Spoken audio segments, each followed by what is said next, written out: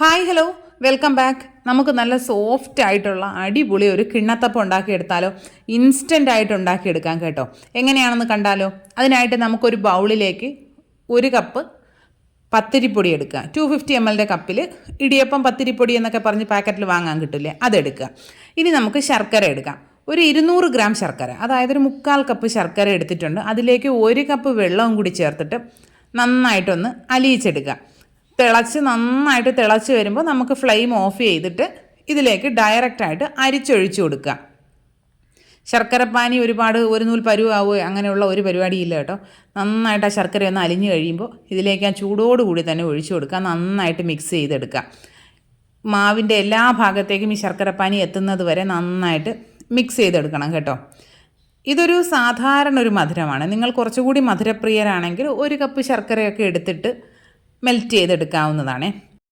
ഇപ്പോൾ നമ്മുടെ മാവ് ഇവിടെ നന്നായിട്ട് മിക്സ് ചെയ്തെടുത്തിട്ടുണ്ട്. ഇനി അത് ചൂടാറാനായിട്ട് നമുക്ക് മാറ്റി വയ്ക്കാം.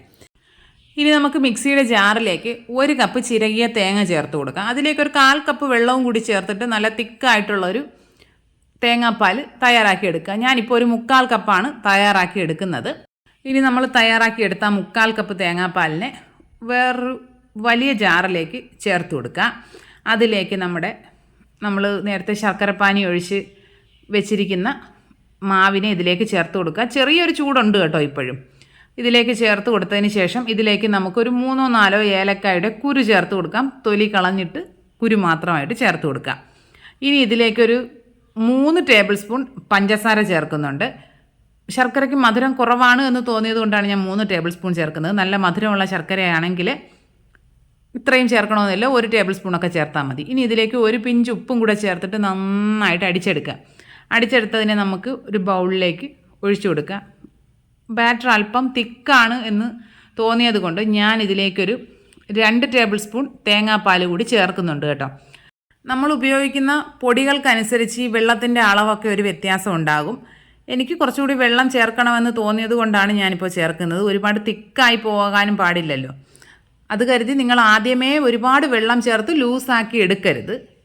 നമ്മുടെ ബാറ്റർ റെഡി ആയിട്ടുണ്ട്. അതിനെ അവിടെ മാറ്റി വെച്ചിട്ട് നമുക്ക് വേറൊരു പാനിലേക്ക് കുറച്ച് നെയ്യ് ഒഴിച്ചിട്ട് കുറച്ച് തേങ്ങാക്കൊത്തൊന്ന് ഇട്ട് വറുത്തെടുക്കാവുന്നതാണ്. തേങ്ങാക്കൊത്ത് നിങ്ങൾക്ക് അതിൽ കടിക്കാൻ ഇഷ്ടമില്ല എന്നുണ്ടെങ്കിൽ അത് ഒഴിവാക്കുക. പിന്നെ നട്ട്സ് എന്തെങ്കിലും ഉണ്ടെങ്കിൽ അത് ചേർക്കാവുന്നതാണ് കേട്ടോ. അപ്പോൾ തേങ്ങാക്കൊത്ത് നന്നായിട്ട് വറുത്തെടുത്തിട്ടുണ്ട്. അതിനെ ഇതിലേക്ക് നമുക്ക് ആ നെയ്യോട് കൂടി തന്നെ ചേർത്ത് കൊടുക്കാം. നെയ്യ് എടുക്കുന്നില്ല എന്നുണ്ടെങ്കിൽ നിങ്ങൾ അല്ലാതെ ഒരു 1/2 ടീസ്പൂൺ നെയ്യ് ഇതിലൊന്ന് ചേർത്ത് കൊടുത്താൽ മതി. നെയ്യിലെ ടേസ്റ്റ് ഇഷ്ടമില്ലാത്തവർ അത് ഒഴിവാക്കാവുന്നതാണ് കേട്ടോ. അപ്പോൾ വീണ്ടും കുറച്ചുകൂടി ഒന്ന് തിക്കായതുകൊണ്ട് 1 ടേബിൾ സ്പൂൺ പാൽ കൂടെ ഒഴിച്ചിട്ടുണ്ട് കേട്ടോ. ഇപ്പോൾ ഞാൻ മുഴുവനായിട്ടും ചേർത്തത് 1/4 കപ്പും പിന്നെ 3 ടേബിൾ സ്പൂൺ തേങ്ങാപ്പാലും കൂടിയാണ് ഇപ്പോൾ ഇതിലേക്ക് ചേർത്തിരിക്കുന്നത്. നമ്മുടെ ബാറ്റർ റെഡി ആയിട്ടുണ്ട്.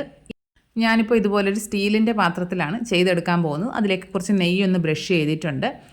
അതിലേക്ക് ഈ സ്പൂണിന് 3 സ്പൂൺ ബാറ്ററാണ് ഒഴിച്ചു കൊടുക്കുന്നത്. നിങ്ങൾക്ക് ഇങ്ങനെ തിന്നായിട്ട് വേണ്ട, കുറച്ച് തിക്കായിട്ടുള്ള ആണ് വേണ്ടതെങ്കിൽ വലിയ നമ്മുടെ ഈ ചോറ് കൊണ്ടുപോകുന്ന പാത്രമൊക്കെ ഉണ്ടല്ലോ, അതിൽ ഒന്നിച്ചൊഴിച്ച് കുക്ക് ചെയ്തെടുത്താലും മതിയാവും കേട്ടോ. ഞാനിപ്പോൾ സ്റ്റീമറിൽ വെള്ളം വെച്ചിട്ടുണ്ടായിരുന്നു. അത് നന്നായിട്ട് തിളച്ചതിന് ശേഷം അതിലേക്ക് വെച്ച് കൊടുക്കുന്നുണ്ട്. ഹൈ ഫ്ലെയിമിൽ 10 മിനിറ്റ്, കറക്റ്റ് 10 മിനിറ്റ് ആയപ്പോഴേക്കും കുക്കായി കിട്ടിയിട്ടുണ്ട്. കയ്യിലൊന്നും പറ്റി പിടിക്കുന്നില്ല. ഇനി അതിനെ നമുക്ക് തണുക്കാനായിട്ട് മാറ്റി വയ്ക്കാം.